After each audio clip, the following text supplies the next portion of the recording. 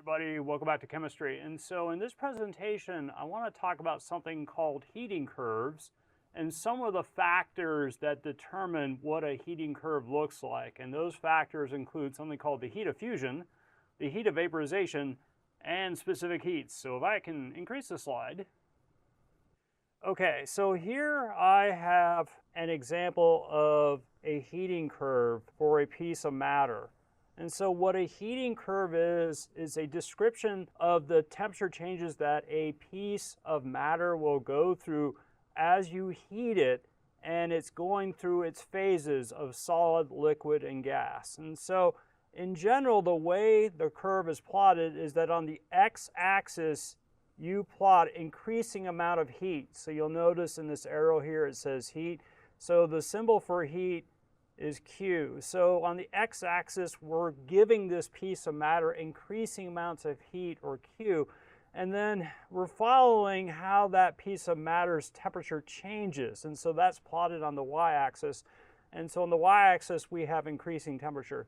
So usually the way these heating curves start is they start where we imagine that this piece of matter, which is probably some kind of pure substance, either a compound or an element, and we imagine it's in the solid state and it's very cold at some temperature. And so at that point A, it has a certain low temperature here, whatever it may be.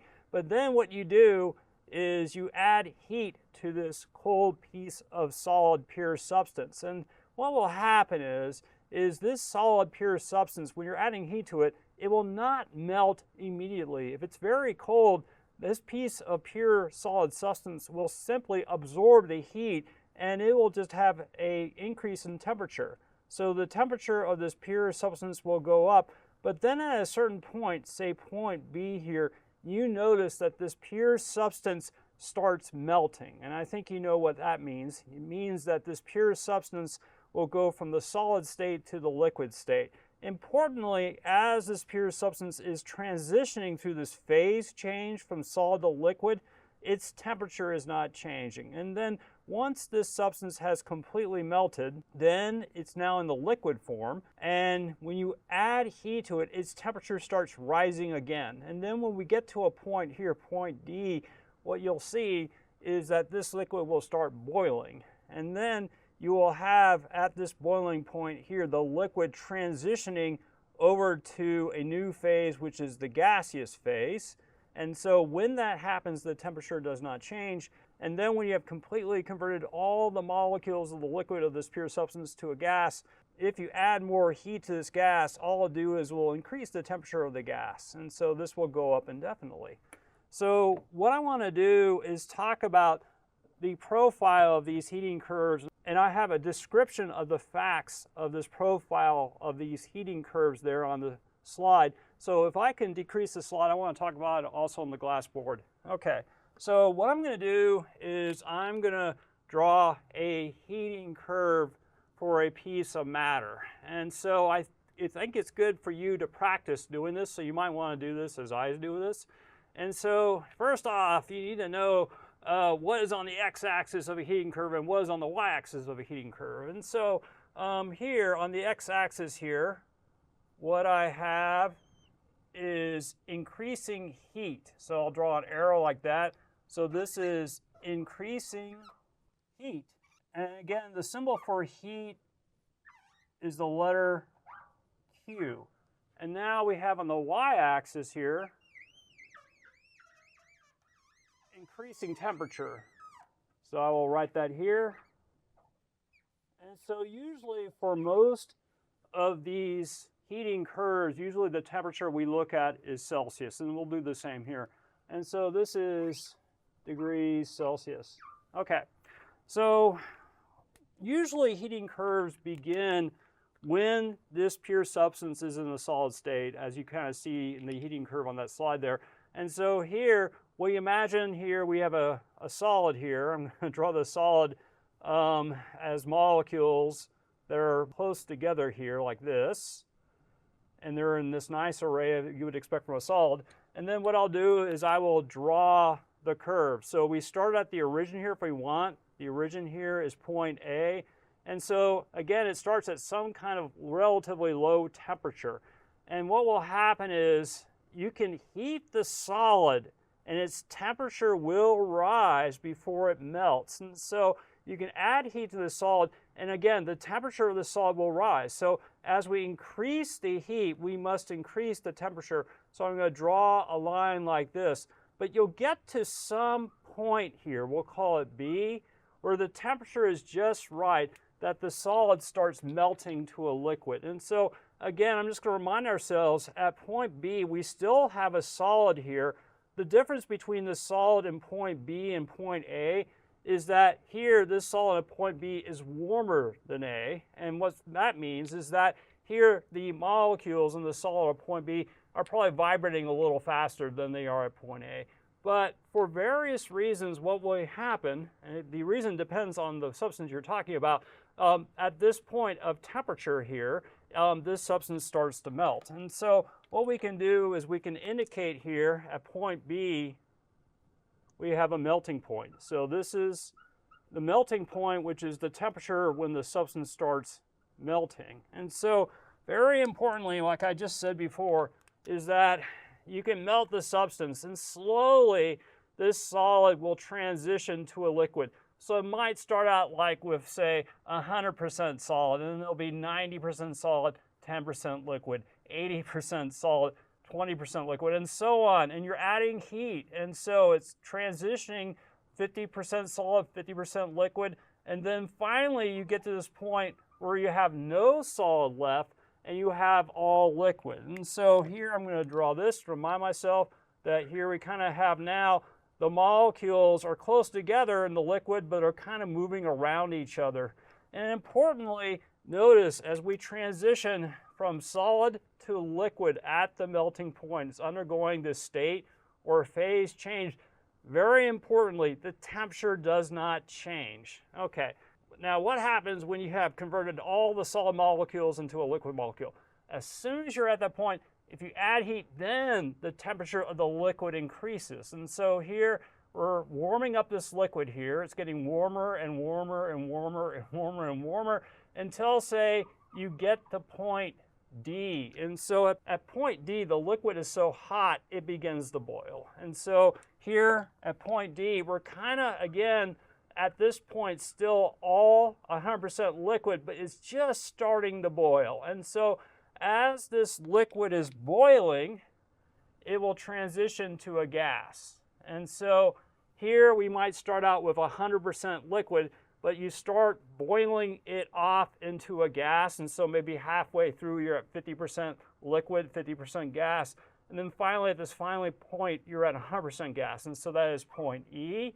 So you can see that this transition here is going to be the boiling point. There we go. And so once this liquid is now completely converted to a gas, I'm going to have now here the molecules that are further apart here. If you were to add more heat, you would be simply adding heat to the gas molecules, and that'll make the gas molecules go faster and faster and faster. And if they're going faster and faster and faster, you'll have increasing amount of temperature. And so this just keeps on going on. And so this could go on to infinity, but usually I like to finish this off with a point F. So now I want to make an important point about heating curves. Most, but not all, pure substances, which would be compounds and atoms, have this profile for a heating curve. In other words, you start out with a slope, and then there's a first plateau, and then there's another slope, and a second plateau, and a third slope. What's different between the different pure substances is the temperatures where you have a melting point and a boiling point. And so I think you know at this point that if you're dealing with water, its melting point here is going to be 0 degrees Celsius. And if you're wondering what the boiling point of water is, you probably know it's 100 degrees Celsius. And different compounds are different. So for example, if we're talking about the compound ethanol, this is the alcohol that's found in wine and beer, for example. It has basically the same profile. It has a solid phase, and there's a transition from solid to liquid. There's a liquid phase, and then a liquid to gas transition, and a gaseous phase. But where the solid to liquid transition occurs, the melting point occurs at, is different. And so with ethanol, I have it here. It appears to be at a pretty low temperature, a negative 114 degrees Celsius. And then ethanol will be a liquid below zero, apparently. And then when you warm up ethanol up to 78 degrees Celsius, that's when it boils. Okay. Now, I just kind of pointed out, I said this sort of two plateau profile applies to almost all pure substances. But there are other pure substances which only have a one plateau profile. So let me just quickly mention that really fast. So one substance that really only has a one plateau profile is carbon dioxide. So let me talk a little bit about carbon dioxide really fast. So carbon dioxide looks like this. And so it starts out as a solid like water and ethanol does. But then when you get to a certain temperature, you might think carbon dioxide melt, but at room pressure, it does not melt. It immediately just transitions to a gas. So point C is now a gas, and then you can heat up the gas forever, or you can have a point D up there if you want. And so here, just as a reminder, so here is solid carbon dioxide, just as it's about to transition to a gas. And then at point C, it becomes a gas. And so maybe you've probably seen this in life, and someone has held up some frozen carbon dioxide to you. It's called dry ice. They're white pellets, and what you'll notice is that the white pellets will not melt into a liquid. If they're at room temperature, what you'll see is sort of this steam of carbon dioxide go off, and so they're basically transitioning from solid phase to gaseous phase. And so this process here is called sublimation. So just a note here for carbon dioxide. So again, this is carbon dioxide. This is called sublimation. Okay, and so the temperature where solid carbon dioxide, dry ice, becomes gaseous carbon dioxide is the sublimation point. So this is sublimation point. And so where this temperature occurs is at, as I recall, it's at around negative 80 degrees Celsius. Okay, so that's enough for that. I think what I've done is I have written some of the notes there, and so we will increase the slide, please.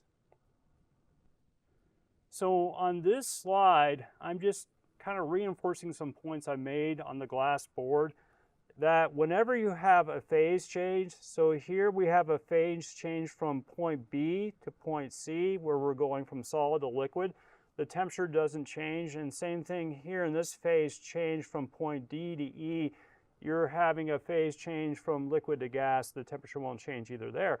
However, if you're heating a phase and it's not undergoing any kind of change, so for example, here going A to B, you're just warming the solid, then the temperature will increase.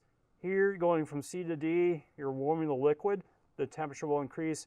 Here from E to infinity or point F, then there the temperature will increase as well. So here is a nice practice question, which I'm hoping you'll think is fairly easy. So we have here a nice heating curve for a particular pure substance. And so I want you to look at this heating curve and figure out what its melting point is and what its boiling point is. And so I'm hoping you'll remember that the first plateau going up, point B, C, occurs at the temperature which is the melting point. So here the melting point of this substance is about 40 degrees Celsius. And so the boiling point is the second plateau here, point D to E. And so that occurs at the temperature which is the boiling point. And so there, it looks to me, this boiling point is about 78 degrees Celsius. Now, the next question is, what phases are present at B and C? Okay, that's a great question. So at point B, I'm hoping you realize here that you have entirely the solid phase. But as you go from B to C, it transitions to the liquid phase. And so by the time you get to point C, you're entirely in the liquid phase. So at present at B and C, it's both solid and liquid. So I'm going to write S for solid, L for liquid. What are the phases at DE? So I'm kind of hoping you know that here at point D, you're beginning to boil. So this is where you have a liquid and it transitions completely over to gas. So by the time you're at point E, you're at a gas. And so the phases that are present at points D and E are liquid, L, and gas. So now what I want to do is talk about some of the factors that determine the shape of your heating curve. And so one factor is something called the heat of fusion.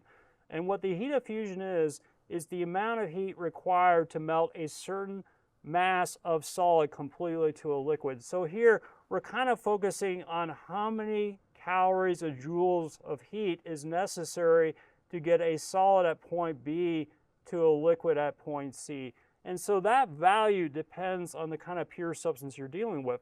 So with water, the value is 79.7 calories per gram, and so there's a corresponding joules per gram that I have there.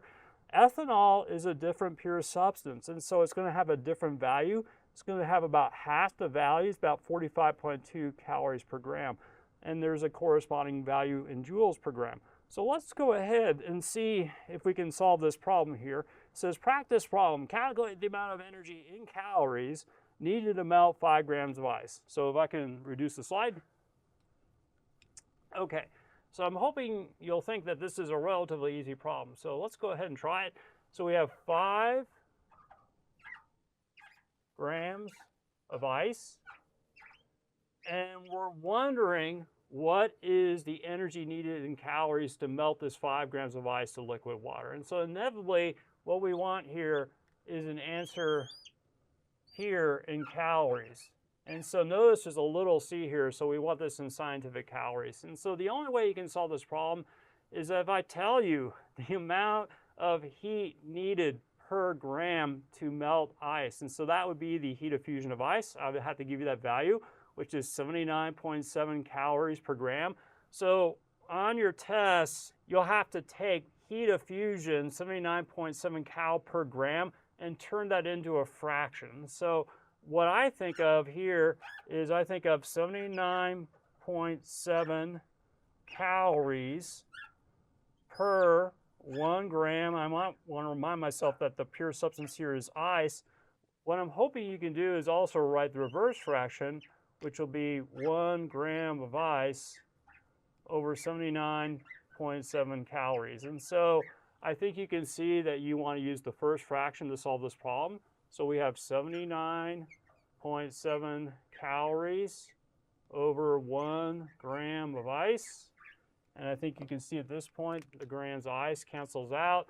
You're left with an answer in calories. And if you work this out, I think you'll find that the answer rounded to correct number of significant figures is 399 calories. So if I can increase the slide.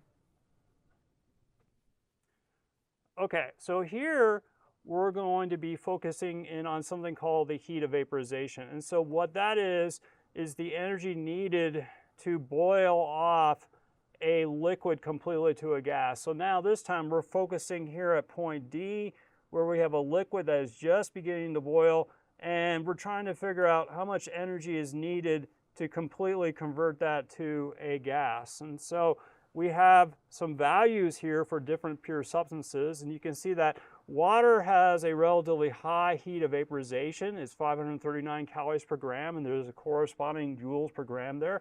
And then ethanol, because it's a different pure substance, has a different value for the heat of vaporization, which is 200 calories per gram. And then there's a joules per gram there for that as well. So let's try this practice problem. If 425 joules are needed to boil liquid ethanol to a gas, how much mass of liquid ethanol do you have? Okay, if I can decrease the slide. Okay, so in this problem, I have 425 joules, and we're trying to figure out if we have this amount of energy, how much mass of liquid ethanol was there that required 425 joules to boil it. So here, we're gonna this time try to get 425 joules into grams. In this case, it's grams of liquid ethanol. And so to figure that out, you'll need to know the heat of vaporization for liquid ethanol, and so I'll have to give that to you. And so it's on the slide there, and it looks to me that the heat of vaporization is 837 joules per gram. So that'd be 1 gram there would be fine. And so again, this is for ethanol. You just have to remind yourself that now we're dealing with ethanol. So here, this fraction may be helpful, but I'm hoping what you'll also know is maybe you want 1 gram over 837 joules. And so to solve this problem, it looks like I want that second fraction here. So I have 1 gram over 837 joules. And so here you just multiply 425 times 1 divided by 837. And so that should give you the answer in grams. So that answer, rounded to correct number of significant figures, is 0.508 grams. And so that tells you that in order to boil off 0.508 grams, you're going to need 425 joules. Okay, so if I can increase the slide. Okay, so now what we're going to do is talk about specific heats. And so what specific heats are is the amount of heat, either in calories or joules, needed to raise the temperature of 1 gram of a substance by 1 degree Celsius. And so this can apply to either a solid, a liquid, or a gas. So here we have some specific heats for a certain pure substance, which is water here. And you'll notice that we have 3 of them here.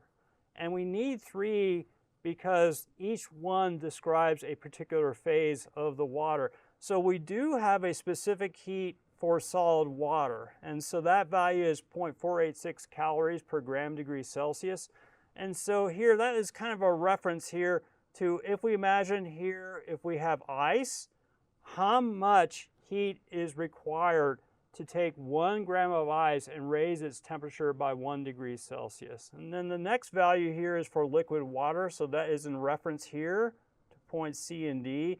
And again, here the question is, how much heat is required to warm 1 gram of liquid water up 1 degree Celsius? And finally, we have a specific heat for water in the gaseous state, which is water vapor. Again, this is a specific heat that tells you the amount of heat required to raise 1 gram of vaporous water, which would be steam, up 1 degree Celsius. And you can see all these values are different here. And so that's just something we have to look out for. One of the things you're going to have to be able to do is you're going to have to be able to take the specific heat of a substance and the mass of that substance and the change of temperature that substance undergoes and figure out how much heat was absorbed or released for that temperature change. And so I have an equation for that here. It's called the MCAT equation, and you can sort of see why. Is because you have an M, a C, and you have something that looks like an A, but in fact that is a delta, so that refers to delta T, which I think you know at this point means change in temperature.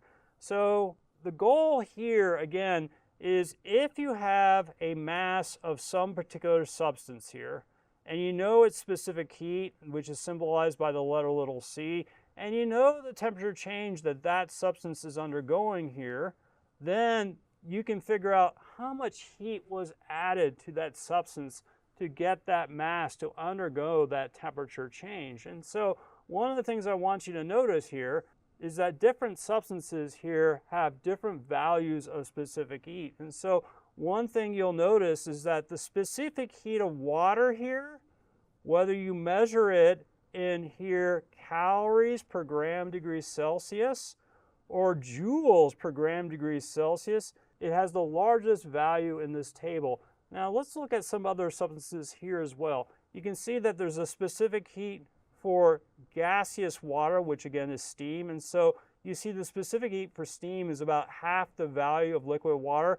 And the specific heat for solid water, which is ice, is also about half that of liquid water. But then we have a lot of other substances here. And if you look carefully through this list, you'll notice that the metals have unusually low specific heat. So for example, look at the specific heat of gold. So the specific heat of gold is just a very low number in calories per gram, and there's a corresponding low number in joules per gram. So it's just a fraction of that of the specific heat of water. And then this is basically true for all the metals here. So you can see that this is true for iron, for example. And then here, copper is one that we're going to talk a little bit more about that in a bit. And so that has a relatively low specific heat as well. So let's talk about what the meaning of these specific heats are by doing a practice problem. So here it says calculate the amount of heat in calories needed to warm 10 grams of copper and 10 grams of water from 20 to 25 degrees Celsius. And so I have the answer there, but I want to compare that in the next question. So if I can reduce the slide. Okay, so here what we're trying to do is we are given a certain mass of copper. That mass of copper is 10 grams, and we're told we're warming a 10-gram block of copper from 20 degrees up to 25 degrees Celsius. And we're trying to figure out how much heat is required to warm that copper up that number of degrees. The way you solve that question is by using the MCAT formula. So let me give you that here. So the heat required to warm a certain mass of substance, a certain amount of temperature, is equal to the mass of the substance times the specific heat of the substance, which is little c, times the temperature change of the substance. So what we're going to do is we're going to do this calculation for copper and then for water. So we're going to do a calculation for copper. So I'm going to write QCU, or the calculation for copper, and then we're going to compare it to QH2O, which is water. And so here, to solve the problem for copper, you need the mass of copper times the specific heat of copper times the temperature change of copper. So let's go ahead and work that out now. So the mass of copper is going to be 10 grams, so it's 10.0 grams. And the specific heat of copper, what we're going to do is it looks like we're going to have to get this in calories. The specific heat of copper is 0.0921, yeah, 0.0921. Look for the units here. We have calorie over gram, and degrees Celsius is also in the denominator. So look out for that. That's what it means. And then change of temperature is kind of interesting. The way you calculate change of temperature is it's always going to be the final temperature minus the initial temperature. So oftentimes you can do that calculation in your head, but if you want to use this formula, this won't fail you. It's the final temperature minus the initial temperature. So if you read carefully in that problem, we're taking something at 20 degrees initially and we're warming up to 25 degrees. So the final temperature is 25 degrees, the initial temperature is 20 degrees, and so the change of temperature in that problem is 5 degrees. So here, I'm just going to indicate here, we have 5 degree temperature change. I'll just write 5.00, that's the temperature change, and then this is degrees Celsius. Okay, now very importantly, before I do the math, I want to see that units cancel out. So we want a value for Q, which is heat, and so we're hoping that the units will be in calories. So let's see if everything, the other units cancel out except for calories. And so you see that grams cancels out here, and the degrees Celsius cancels out here. And so calories did not cancel, so that will carry into your answer. And so I think if you work out this math, what you get for copper here, I'll just write the answer over here, is going to be, you need what, 4.61 calories to warm a 10-gram sample of copper up 5 degrees. Okay, so now let's compare this to water. So with water, it's a very similar calculation in that what you need is you're going to need the mass of the water and then the specific heat of the water. And I think what they want here is liquid water. And then finally, you need the temperature change of the water. So delta T of the water. Okay, so let's plug in some numbers here. And so it's the same mass as the copper. So it's 10.0 grams. Okay, and then the specific heat of water, I guess we want it in calories per gram degree Celsius. And you look at that chart there for liquid water, is 1.00 calorie per gram degree Celsius. All right. And then what is the temperature change of the water? It's the same for copper, so it's 5 degrees Celsius. And you work that out, and you will get 50.0 calories. So here, these values make a very interesting point. So that we have equal masses of copper and water, and they're undergoing equal increases of temperature. Yet, you don't need much heat in calories to warm the copper up 5 degrees.